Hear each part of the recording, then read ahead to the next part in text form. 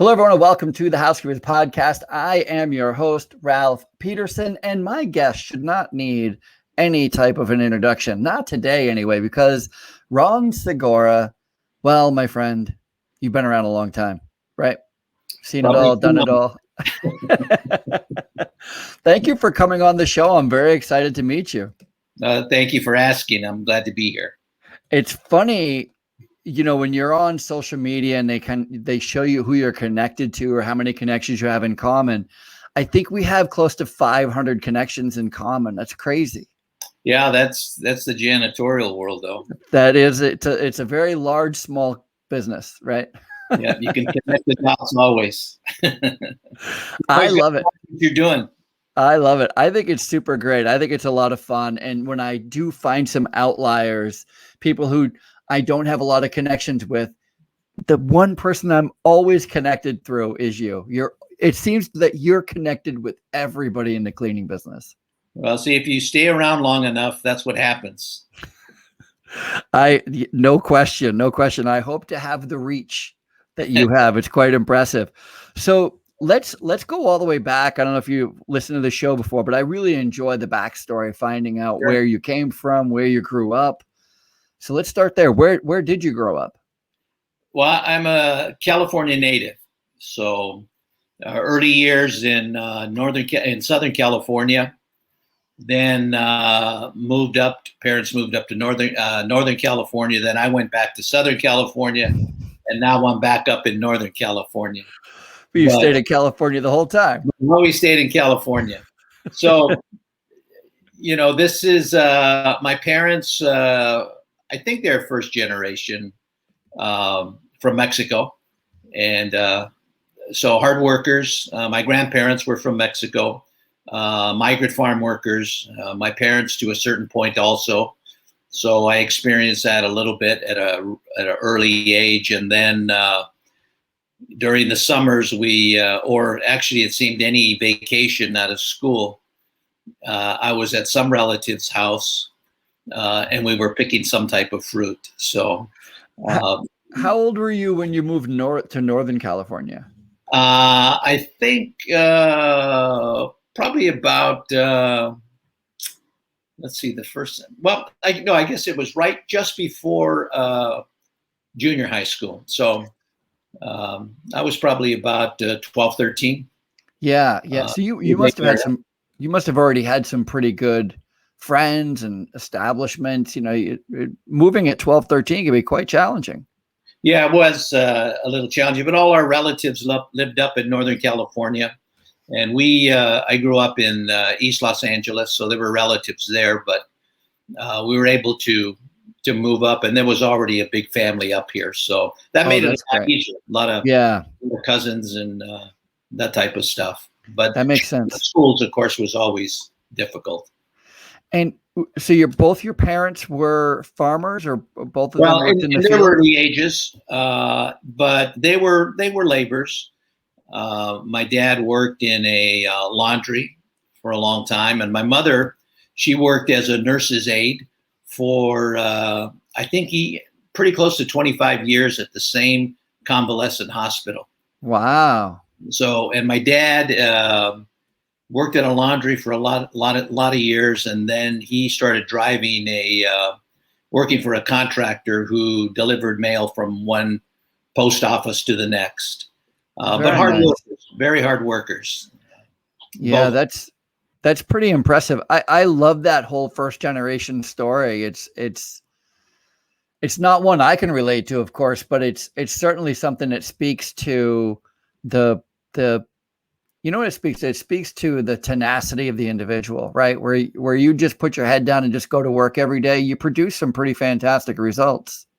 Yeah, I think it was that generation of person also that they appreciated providing for the family, and they knew that was their focus, and that was their whole concentration, was working, coming home, eating, resting, going back to work, and to be in the same job for 25 years, doing the same thing. I always thought that was pretty challenging, but here I am in the same industry for over 55 years. So I guess I got to feel that for my parents. At this point, you're understanding, right? You're like, oh, okay. I'm very understanding. Yeah. I get it. So what was it like in high school? What, other than, just working, kind of sounds like working with your family or being dragged to work by your parents sometimes, maybe. What did you do for extra money? Did you have side jobs in high school? Well, my father for a little bit had some bars that he would clean on the weekends. And so I would help him, and he didn't pay, but anything on the floor that you found you could have. And on a Saturday morning or a Sunday morning, there was a lot of things on the floor at a bar that sure. So the compensation was good. So it was probably the first incentive-based program in the cleaning industry. So if you want to look at it that way. That is the best spin ever. Yeah, that was really the way that I got started. And then I could always find opportunities doing cleaning or some window washing. But as far as high school, very inhibited. It was, I was one of those students that they always said that if you just applied yourself, you could do whatever you wanted to do. Or, the old proverbial, well, you don't think this is important, but one day you're going to need this. And I have heard those words over and over in the last 55, 56 years that I've been in this business. So I think back about it now, and I would have had a lot different approach. But that was the lessons of time, the lessons of time and some experience, right? Yes, very much so. So did you have, what was it like in high school then? You said it was a little bit challenging. Did you have a language barrier at all? Oh, no, it wasn't. No. It was the, probably the lack of interest in school. And I did okay. I wasn't a bad student, but I was an avid reader, and I could take tests. I could cram, and I could get enough to get through. In fact, I used to, and I don't suggest this, but you tell your kids stories sometimes, and I used to tell them when they were in school, unfortunately in their mother's earshot. But I said, you know what? When I was in school, I never did any homework. And I could read and I could pass tests. Well, that came back to haunt me. But yeah, I bet. But that's the way it was. My parents were busy working, and when they got home, they were tired, and so it was up to us. But I really appreciated it later on. But fortunately, one of the skills, we didn't have a television set in our house for a long time, and so we were avid readers. And when you can read and you can have good comprehension, that kind of helps you out. And fortunately, we had that, and that did help me out. But as far as being in school, I liked the social aspect with my friends, but I couldn't even stand and answer a question in school. I was just so inhibited, so shy. Yeah. Wow. No kidding. Because you're the opposite of shy now. Yeah. Maybe that's, I don't know if that's good or bad though. What happened after high school? So what'd you do when you got out of high school? Well, after high school, in the year I graduated, that summer, they had some classes for minorities at the local community college. It was a reading class and a sociology class. And it was to kind of get you geared, because there were some special programs. This was in the 60s. So there were special programs for at some of the universities that you could probably get in, whereas normally you wouldn't, but they would allow you to get in. And so one of the preps for that was this summer school. And that was good. And so, I decided to go to this community college the first semester. And well, actually I said, well, I'll go here a couple of years and then I'll move to college, university. Well, after the first semester, I said, you know what, this isn't for me. High school wasn't for you. And that was the extent of my education or formal education after high school. as I went to one semester of community college.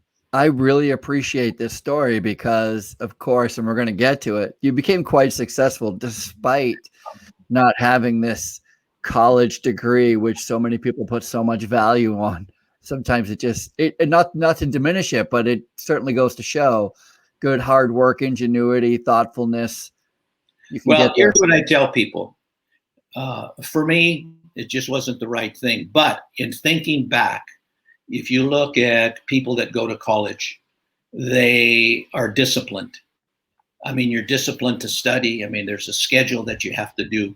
So everything that I have learned by trial and error in the years that I've been in this industry, I probably could have done it in half the time or even quicker than that. I may not have appreciated it as much, but there are definitely advantages to that.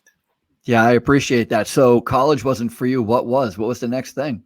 Well, I wanted to, I got caught in the janitorial vortex. How did that happen though? There were people that I knew that had companies and so I got involved in them. So other than after I graduated high school in 1968, so from that point on until now, there was only 1 year that I wasn't affiliated with the janitorial industry. It was 72, 73. I worked 1 year for the J.C. Company selling carpets. And that's where it kind of gave me a good perspective because I was the first person in our store who ever made commission in the carpet department. It was kind of a filler department. They had to have it, but nobody ever made any money. What I did, and so I really got the bug to sell.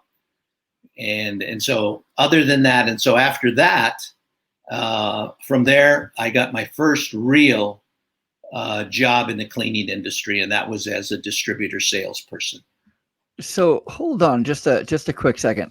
I think there's a great piece of I'm going to say there's a great piece of advice, but there's a great piece of wisdom in this, in that if we go back to when your dad was cleaning bars and that was your first hoorah into, if you find it, you keep it, but you can't find it and keep it if you don't work first, right? So it's that whole incentive base to start looking at the floor and picking up stuff because you never know what you're going to sweep up, right?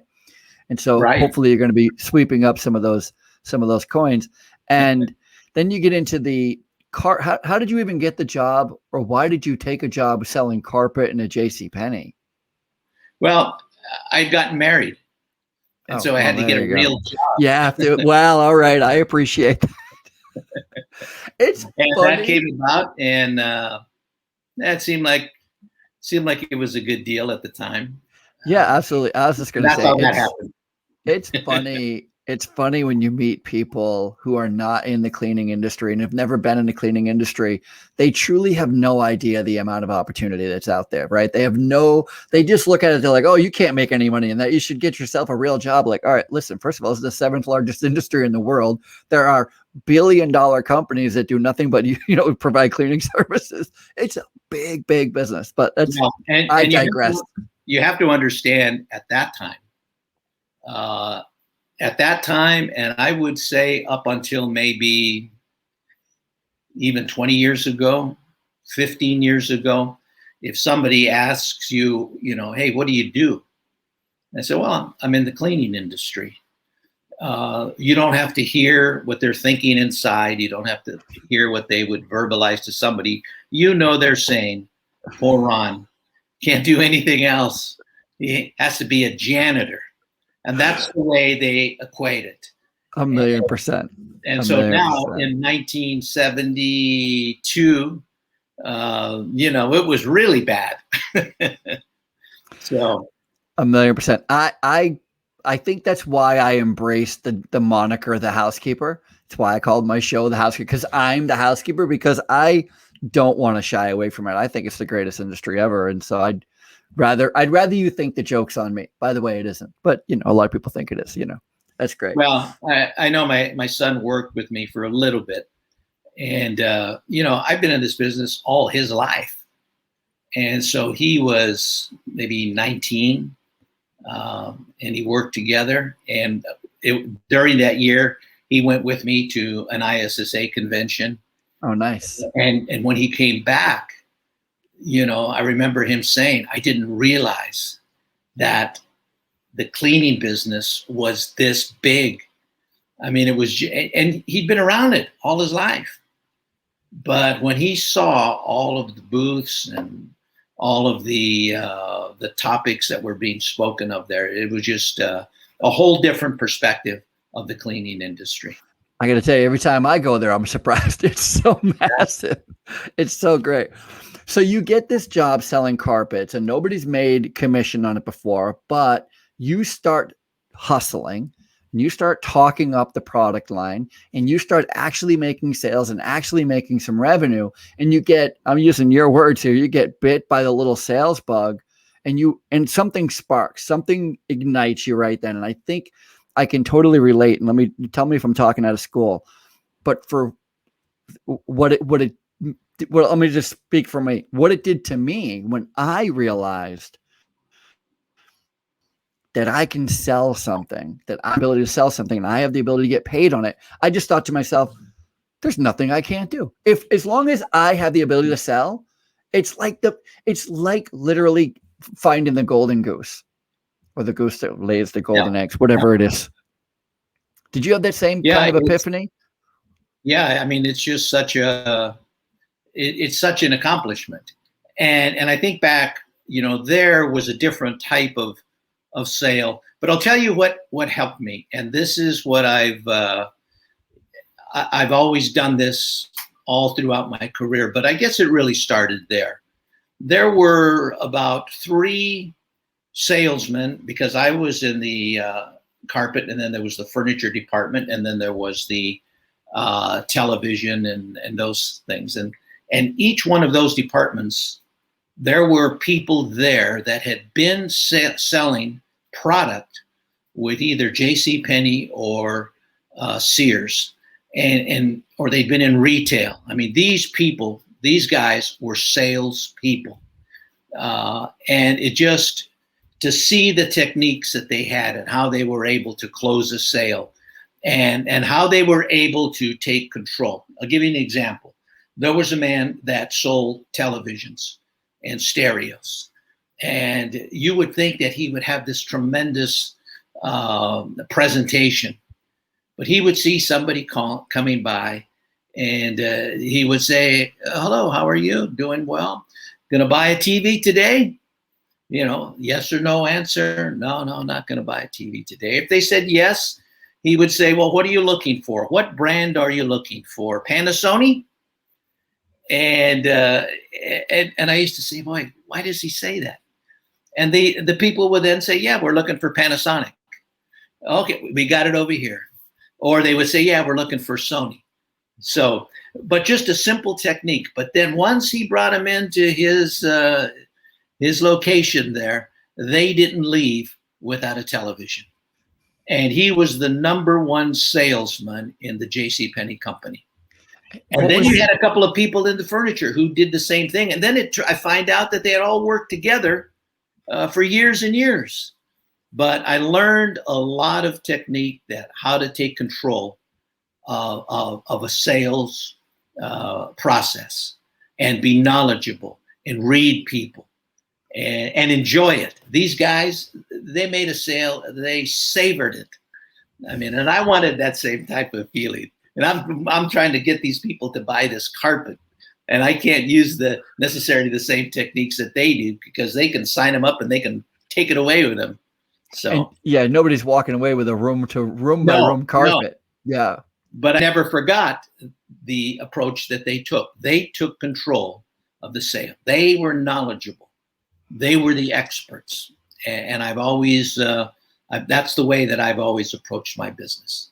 I love that. I think that is so smart, that when you initiate any conversation, when you're in a sales position, it's important that you take a leadership role. Yeah. You're the expert.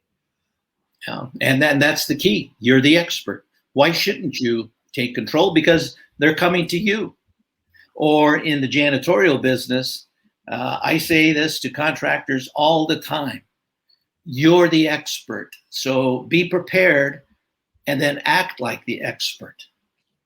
And there are so many resources now compared to when I first started in the business that I guess that's the reason why I love this business more today than ever, because of what we have.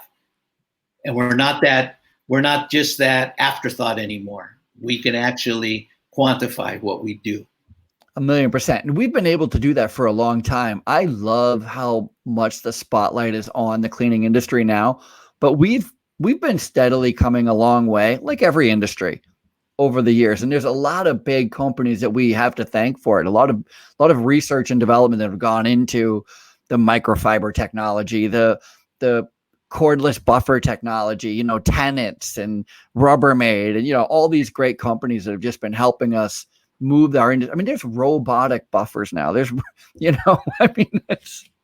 Yeah, let me tell you a little story too, because I think that besides all those that you mentioned, there's another group that has really enabled us to raise the professionalism and the way that people view people in the cleaning industry. When microfiber first came out, I was at this meeting, and this individual was saying, and he was from Europe, he says, you know what, we have spent years coming up with this process of being able to capture dust rather than spreading it around. And in this case, we were talking about dusting. And so I listened to him, and then finally I says, look, I just have to share something with you. I says, today you can walk into any high-rise building or any manufacturing facility, and you will see a janitor cart or a janitor. And what they have is they have a duster. But you'll see that there's something wrapped around that duster. And there's a rubber band usually around that. And they begin to dust. And if you ask them, why are you putting that yellow cloth around your feather duster? I says, you know what they're going to tell you? They're going to tell you that this helps me to capture the dust rather than to move it around. I said, so what you've done is tremendous. And I think it's the best thing that could ever happen. But the janitors that work every day doing the same old thing, they have such a knowledge. And if you really go and examine what they use and how they use it, you're going to find out that, they're pretty, they have a lot of good ideas. And, now we have vacuums that are really good. But for a lot of years, the janitors would always complain about when that cloth bag filled up with air and that puff of smoke came up. And then after maybe half an hour, they'd smell something burning. But then, now we're in a situation where we have the proper filtration and it benefits them. So I think you're absolutely right. We've come a long way. And now I think that a lot of the manufacturers are really talking to the people that are actually using the products and getting the feedback. So, which is pretty exciting.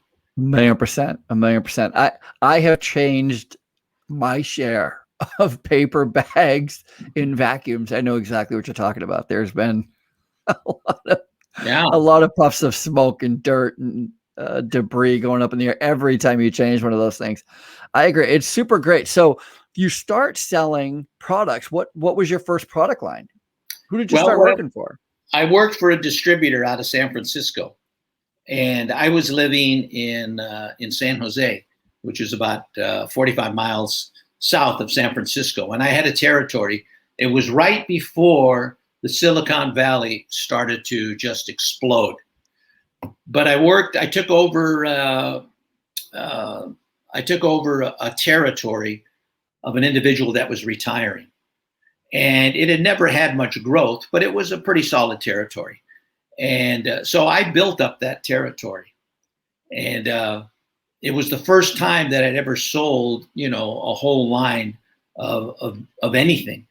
But this was a full line of janitorial products, and it was ABM used to have a supply company, and that's the company I started with, Easter Day Sanitary Supply out of San Francisco. And it was I think a lot of the things that I did in my first 10, 15 years, maybe 20 years, I look back now and I see all of the things that I learned that I still use today. And I remember that I had an interview to meet the sales manager.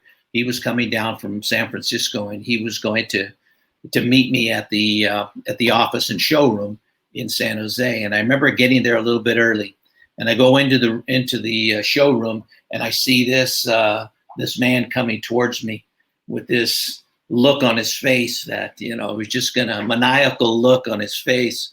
And he reaches out his hand, and I said, my name's Ron. And he says, okay, Juan, why don't you come over here and sit down? I said, yeah, my name's Ron. He says, yeah, okay, Juan, sit right down. I'll get you a catalog. And so he got me the catalog, and I'm looking through it. And then he came back and he sat down and he said, okay, Juan, what is it that we can do for you today? I says, well, I'm here for an interview. And he says, well, why are you wasting my time if you're here to interview? So lesson number one was, don't assume, listen carefully to someone if you're selling to somebody. And so I've always thought about that. But then I met with the salesperson, and he says, okay, we're going to give you a shot. And it was a job where I was going to get a salary. I was going to get benefits. I was going to have a car. This was a real job. Never had one before. And I did real well. My mistake there, and I tell this to people that are just starting out, and I used to tell this to my kids also, on the job, never get involved in the politics of the job. And this is what I meant. This person that kept calling me Juan, he had been in the sales business for a long time.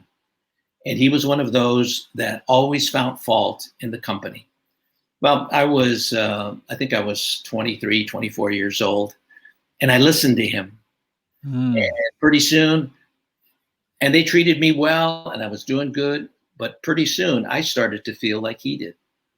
And I landed up leaving the company to go to another company. And it was the worst mistake I ever made. I was going to say, to back up, you were working for ABM? They're a supply company. Yeah. Which is now the largest cleaning company in the United States.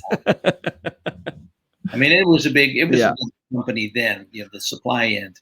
But so that was strike one. I had that same, luckily for me, I had that same thing. And the person who was always complaining, everything was stupid, everything could have been done better and different, whatever. He kind of looked cool to me. And so I kind of wanted to be like him because he sounded cool. He was sarcastic and funny. And I had somebody to pull me aside very quickly and say, don't be like him. Yeah.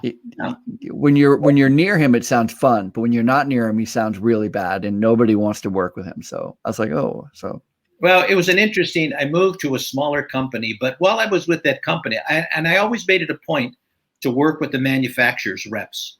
The manufacturer's reps would always come to the once a month, and, some people wouldn't want to work with them, but I would. I wanted to know how they presented the product.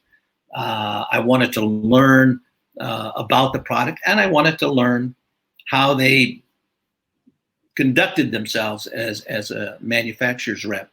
And so I worked for this new company for about 6 months, and then I got called into the office, and they said, look, you've been working with this rep.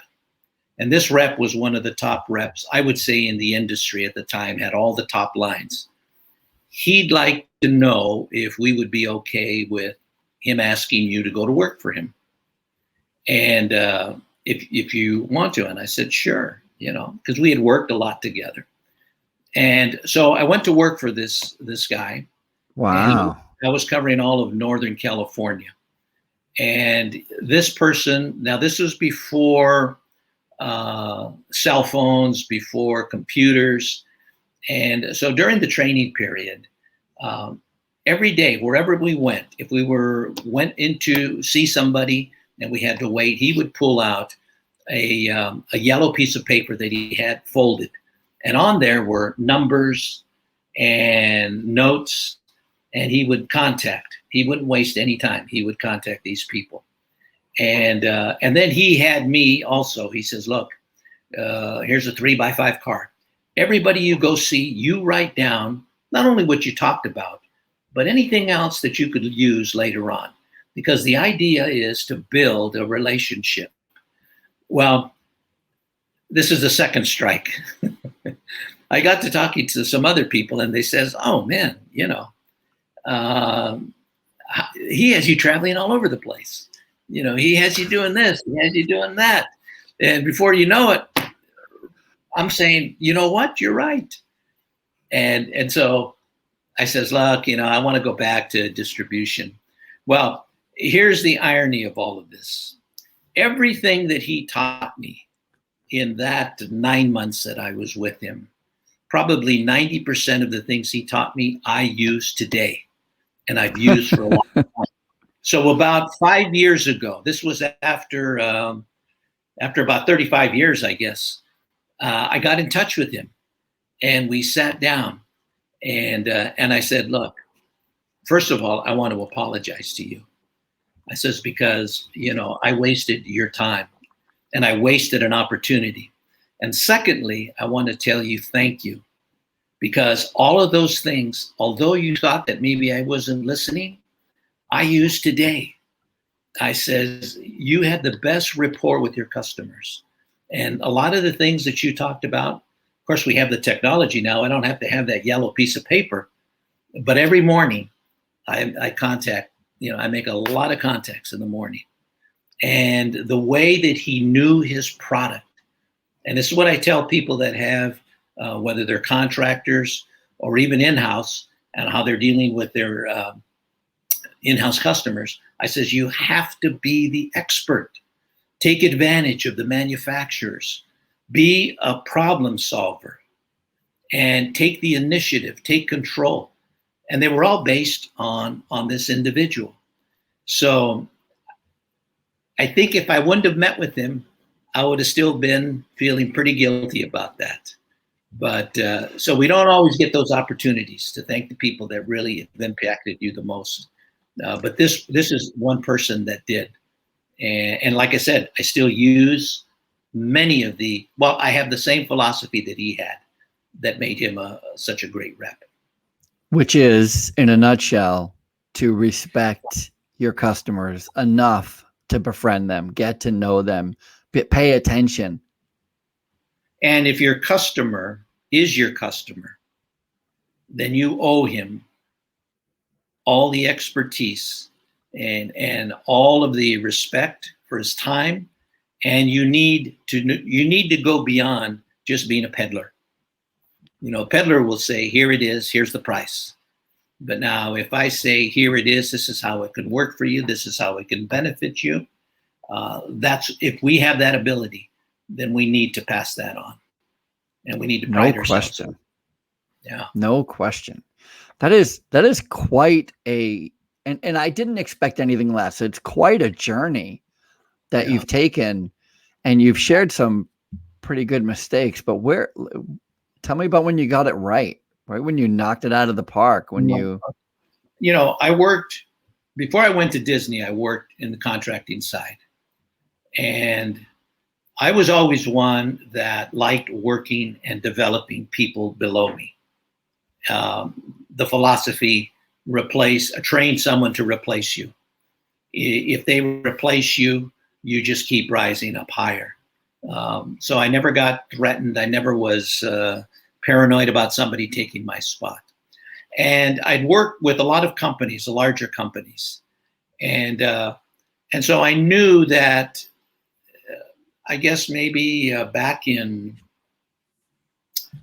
I think it was back in 89 or 90. I had went to an ISSA show and I said, I think one day I want to be a consultant. I like that type of thing. But then I put it on the back burner. And then in 90, end of 90, I got contacted by Disney. And they wanted to know if I would be interested in managing their janitorial department in Burbank, which is the studio and the corporate headquarters. Very cool. And I was ready to make a move because where I was at, I couldn't go any further. There was too many layers above me. So I went to work for them. And just to regress a little bit, the frustration that I had on the contracting side was that I always worked for people that were not any more qualified than I was. But yet every time that I hit these home runs, they would get the credit. And so I decided, I was tired of that. And so now I came to Disney and I worked for a man who I would put at the very top of all the people that I've ever worked for. I like this. In fact, I told him after the first couple of months, I said, if you ever leave from here, I'm going to. He says, I'm going to leave in 10 years. And I says, okay, I'm going to leave in 10 years also. Tell me what made him, what was his sticking power? Yeah. This is what was so good about him. So I entered into a department that their fiscal year was October 1st to September 30th. Mm-hmm. And so I came in April. In April, they had already exhausted on their supply budget. They'd exhausted it for the year. Oh, no. Their labor budget was just heading into orbit. So I came in, and then there were also some issues, racial issues among the crews, and there were just a lot of problems because they hadn't any leadership for a long time. And so I came in, and so every day I'd go to him and I'd say, look, here's what I think we should do. And he says, yeah, okay. And after a while, I says, are you sure you're okay with this? And he says, look, Ron, here's what happened. I brought you in here because of your expertise and experience. I trust that you know how to do it. If you need my help, I'm here and I'm going to help you any way I can. But if you feel you can go on your own, hey, do it. But if it blows up in your face, it's on you. I says, well, that's fair enough. I says, I can work like that. So I was able to implement programs. So we came in at the end of that first year. Instead of being over budget, we came in $35,000 under budget. Wow. I go into his office and I say, look, Russell, if I was a contractor and I came in $35,000 under budget, that'd be a pretty good size bonus. He says, Ron, I'm going to tell you the real world of in-house staffs. You come in with $35,000 under budget again, you're never going to get that ever. That's coming out of your budget. You're going to be reduced. He says, that's so right. Make sure that you know how to play this game. But he always let me do that. Now, one day, him and I and a couple of contractors were at it may have been a BOMA meeting or something, and we were all sitting at the same table. And I had worked for these guys before. And everything that I ever brought to them, they said, no, we can't do it. That's not going to work. And so one of them says to my boss, he says, how come Ron, we're wondering why Ron never brought those types of ideas when he was working with us. And my boss immediately said, because you probably never listened to him. You were probably a little paranoid that, what does he know? I'm his boss. And that was it. And that's the type of relationship we had. And then I started as the manager of janitorial services. And in our group, we had all the facility services. And so I landed up, when I left 10 years later, I was the manager of document services, which was I had the micrographics department under me, the records management department under me, and then I had the archive, script archive.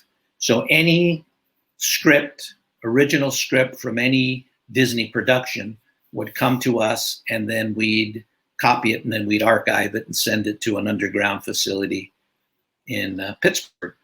And then I was also involved in a number of strategic sourcing teams. And so I really had the opportunity, because of my boss, to extend my area of responsibility outside the janitorial world. So, I would love to, again, just take a step back, and there's something that was, I think, is so rare. It was rare. This is in the 90s you're talking about, right? So I know it was rare in the 90s, but it is even more rare today. And that is to find a boss, a manager, or an owner who is willing to let somebody make mistakes. The cost, the fear of somebody making a mistake has crippled so many industries. So many people. I know people who work. I work a lot in healthcare. So I do work in a lot of long-term care facilities, nursing homes, senior care facilities. And I know people who are at the top, administrators, who work themselves 24/7 for as long as they can, until they either get burnt out on their own or they get fired because they get burnt out, because they are so afraid to let anybody make any decision. They have to be the one making every decision, and they just limit themselves. And I think that's a huge lesson here. Russell, you said his name was? Yes. Yeah. Russell wasn't afraid of letting you fail. And, he said it to you, if it doesn't work, it blows up in your face, not mine. That should be celebrated right now. That's got to. And it wasn't that he didn't know or have control. He was very meticulous in hiring anybody. But I think the biggest thing, and it's something that I share with a lot of organizations that are starting to grow, I says you have to have an infrastructure. If you can promote from within, then you have the buy-in of your management all along the way. If you're known as a company who gives opportunities to people, you're going to attract good people. And it goes back to what I was saying before about the frontline worker and the expertise that they have. And if they have the opportunity to grow, then again, you're going to grow. Your organization is going to be solid. And I think we're starting to see that now. This next generation even now the third generation that's coming in, I think they're starting to understand that. Here's what happens. In the older days, when somebody started a company, they started because they got tired of working for somebody else, and said, I might as well do it myself. And their companies grow. Or somebody says or hears that, hey, look, if you know somebody, I have this building that I need someone to clean, and they find out how much it is, and they try it out, and all of a sudden they're hooked, and then they grow. But somewhere along the line, their level of expertise, there's very few that have an expertise in both the administrative and management side, as well as the operational side. And what happens is people go right through that stop sign. And before they know it, they've built a company and it gets to a certain level, and then they start to disintegrate. And I think now the newer generations have that vision of how to do that, of how to put those things together. I mean, I used to always, if I do a presentation, a lot of times I'll close it with this. I'll tell them, I've always felt, and I really do believe this, that we'll know we have arrived as an industry when we ask our children or grandchildren, hey, what do you want to do when you grow up? And they say, I want to be in the cleaning business. The day that we don't feel that we have failed because of that answer is the day we'll know we have arrived. And I think we've arrived. I agree. Now you have third generation people. You have people that are lawyers and they come into the cleaning business. You have people that are chemists that are young and they graduate and they come into the cleaning business. So it's a whole different attitude now. So I think that's going to contribute greatly to Agreed. Hopefully to development and people feeling confident that they can delegate. Yeah, I agree. And I have the best job ever here, being able to be behind the microphone and meeting great people like yourself. And I can't tell you how many people I interview that their parents were cleaners. Their parents, even your dad, they were cleaning a bar, and they grew up just, hated it when they were 13, 14, 15, having to help out mom or dad clean houses. But then they find themselves 22, 23. They're like, why am I working for you? I can easily do this myself. And poof, 10 years later, they got 30 staff. They're doing $3 million in sales. I mean, yeah. Now I have to tell you, for me, the one position that I was the worst, and if I would have had to have stayed in that position, it would have been disastrous. And that's as a janitor. I respect them so much to go into one facility and have a routine and not cut corners and not get tired of it. I mean, that's the respect that I have for them. So if there wasn't sales or operations, it would have been doomed for me. Yeah, no, I understand. It's not for everybody, but the industry has all kinds of room for everybody. This industry needs lawyers. God, don't I know? This industry needs accountants. This industry needs business managers. This business, the cleaning business is like any other business. It is complex and it can be challenging and difficult. It can be extremely rewarding. So it's extremely, sure. No different than any others. How was COVID for you? How did your business fare under COVID? It took an impact for a while. I would say in May of the years went by so quick, but I guess in May of 2020, June of 2020 was probably the worst. And so what I did is I had lost a lot of business, regular monthly business. Mm-hmm. So I got on LinkedIn, and usually every day I try to contact 15 to 20 of my members. But usually at the end of the year, I think the most out of all the people in my LinkedIn network, the most I'd ever reached was probably about 20%. And the past year was probably 58%.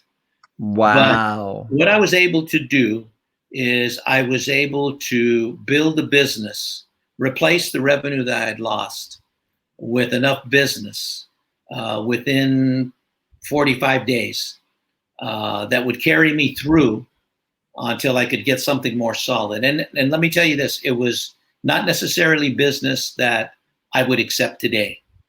But because of the need, mm-hmm. then I did it. So I was able to get through. And then all of a sudden, I started getting calls from risk management people, safety people in the organizations that outsource their janitorial. And they wanted to know what's going to happen. What can we do with our outsourced service provider? What happens if we don't get increased budgets? How are we going to be safe? So I was able to meet with a lot of them, and then in a lot of cases bring in some contractors that they could get firsthand information from. It was an interesting time, but I took the initiative and I tried to be as visible as possible. And for me, my main source of getting new customers is LinkedIn.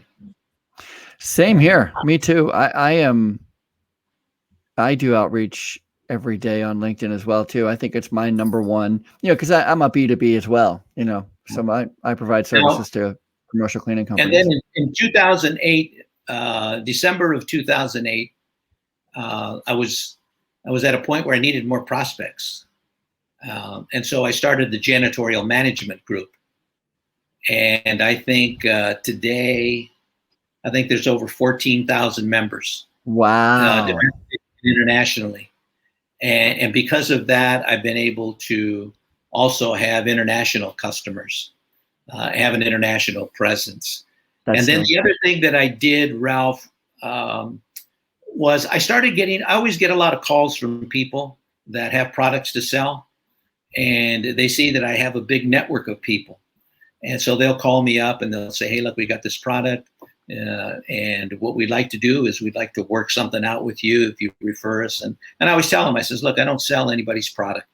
I says, if I like a product, I'll recommend it to somebody. And then it dawned on me one day that, wait a minute, they'd like to get into this market. They got a product, but they can't get into this market. Maybe instead of saying, I don't want to work on a referral program, maybe I could say to them, let me help you to market your product and get it from your office, and I could get you in front of people with a good marketing program. Well, I have a lady that does websites, and so I do offer that service and branding and logos. And then I knew another person who did social media marketing, and we had done work together. And then I had another lady, when I do my writing of articles, she edits them, and she's an author. And so I said, well, that's 3 components that I have here. So I got them all together on Zoom, and I said, look, here, I have this idea. I said, I can sell your services, but we can sell it as a marketing group. And if you'd like to work out some type of working relationship, I'll sell it under my name, Segura, under the Associates brand. I love this. Smart. Now, just let me tell you a real quick way that I got this website lady. I was doing a presentation in Sao Paulo, Brazil, and I was at the hotel the day before, and I wanted to get a hard copy of my presentation. Go to the business center. Guy says, okay, come back later in the afternoon. I'll have it for you. Came back later in the afternoon. He says, first of all, I want to apologize to you. He says, but I didn't lose your presentation, but my wife does this type of work. She has a marketing company. And she redid your presentation. I got your presentation, but she redid it. I said, well, let me look at it. Oh man, it was like a first grader doing a drawing and then an artist and comparing the two. So I used her presentation. After my presentation, I went back to the business center. I says, look, does your wife, would she be interested in doing business in the United States? He says, well, yeah, she has some customers. So this was 3 years ago, and we've been working together ever since. Now, here's the interesting thing is, we've done tons of websites and logos and marketing programs. And at the end, I always tell people, I says, I don't know if I've told you this, but the lady that did all of this stuff? Yeah. At that time, she doesn't speak a word of English. She speaks Portuguese. Wow. Well, how does she do it? I said, well, she has an interpreter. And then the next component, Ralph, was to get a marketing strategist into this group. And I brought in a gentleman by the name of George Lonis. And George has worked for a lot of the major companies in the marketing end. So I brought that, and that started to generate more business. And then the last person, or the last thing that I've done recently, is I formed another group, an HR group, human resource group, training and development of manuals with a lady, Angela Gravino. And she has a background in the business.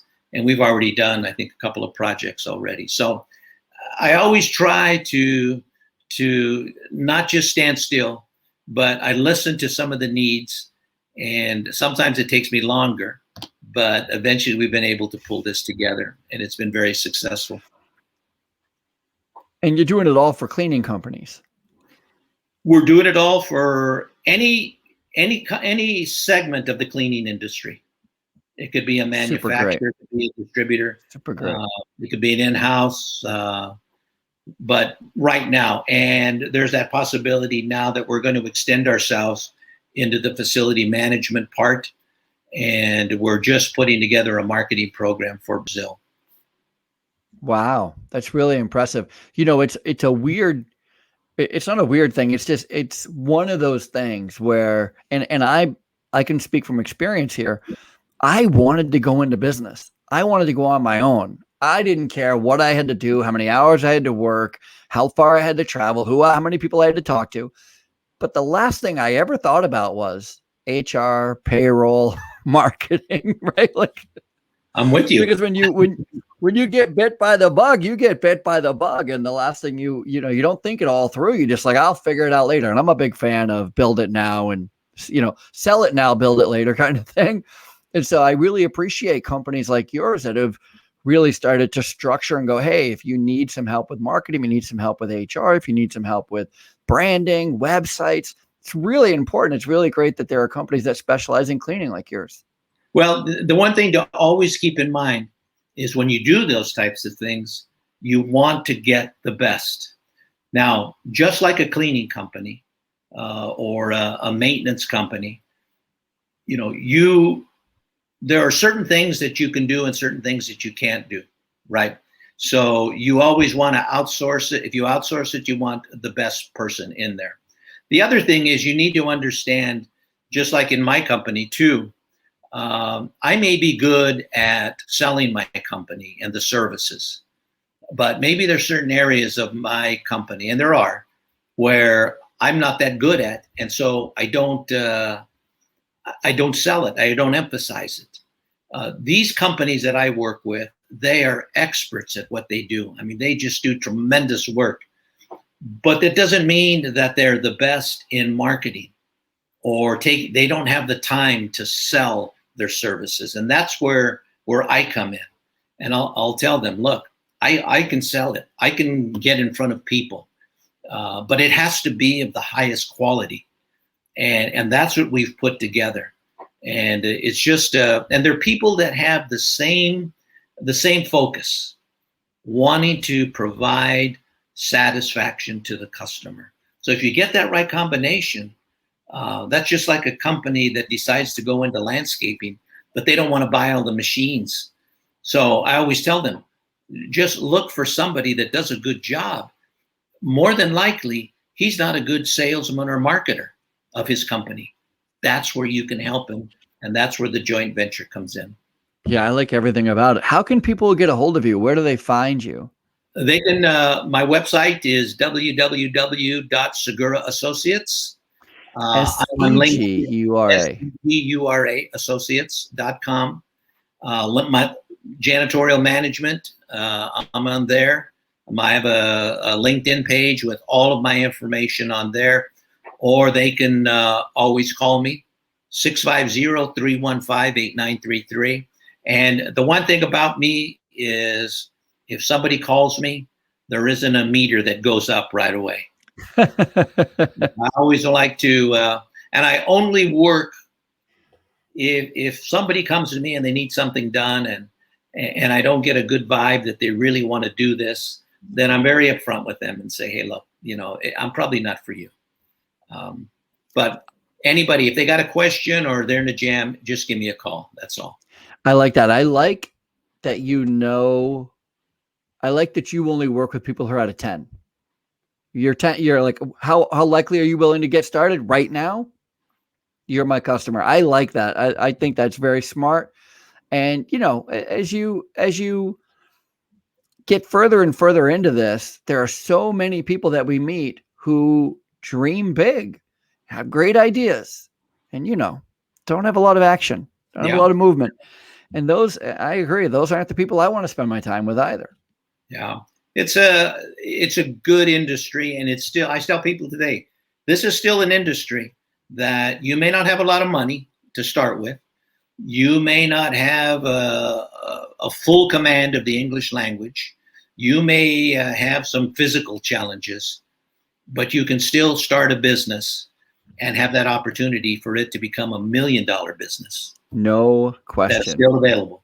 No question. I completely agree. And again, I see it and I hear it over and over again here on the Housekeepers Podcast. So it's super great. I agree. Thank you so much for being on the show, Ron. I've been looking forward to meeting you and talking to you and learning about your story. It's pretty great. Pretty great. Thank you for the invitation. Yeah, and you do a good job. Yeah, thank you so much. I appreciate it. All I do is sit back here and listen, ask probing questions. I'm a little bit of a busybody. Well, see, nobody ever likes to listen to me, so I always like to give thanks for listening to this old Mexican guy talk. So, thanks for the hour of listening. It has been my pleasure, sincerely. If you want to get a hold of Ron, if you want to talk shop with Ron, I highly recommend it. All of his links and email and everything is going to be in the show notes, so you'll be able to find all the contact information, and you'll get his cell phone number because he gave it. I'm going to give it. That's right. I'm a big fan of giving you every single possible way to get a hold of me, and it sounds like Ron is the same way. So make sure that if you love this show, and I'm sure you did, please make sure you're subscribing, make sure you're writing a review, telling everybody about it. And of course, if you want to be on the show, please reach out to me. I'm always interested in learning how people have found their way into this amazing industry. Nobody ever comes here straight and forward. So I'm always interested in cleaning business owners who want to talk shop. So that's it for me. For Ron, I'm Ralph Peterson. This has been the cleanest hour in